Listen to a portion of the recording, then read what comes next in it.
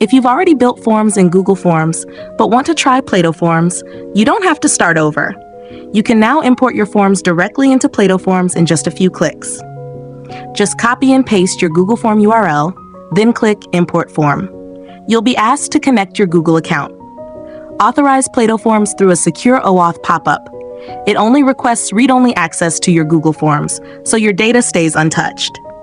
Once that's done, simply paste the edit URL of your Google form and hit Import. Done. Your form shows up instantly, with all your questions, sections, and structure already in place. From there, you can start customizing right away. And this is where things get interesting. After importing, you unlock way more powerful features, like switching between classic and conversational form layouts,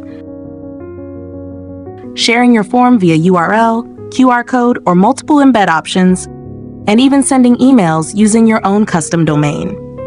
And if you're working with sensitive data, PlatoForms also supports HIPAA compliance. So instead of rebuilding everything from scratch, you can take what you already have and turn it into something much more powerful.